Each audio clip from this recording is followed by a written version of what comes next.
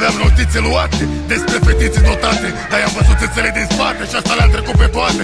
Aveam în fiecare dimineață ceas ceapul la distanță, dar i-am văzut fețele din față și asta mi-a provocat greață. Am cunoscut o fată suplă, cu buze dublă, cu sân triple și alte calități ca sunt multiple. Am trecut la ședințe, dar până la sentințe am simțit că-mi suge pula de parcă spărgea semințe. Alta m-a sunat ieri, sănăstărie de caracter, susținea că e frigidă când eu știam că e frigider. Deși rigidă, vrea să fie consumată, dar cine-i tâmpit să desfacă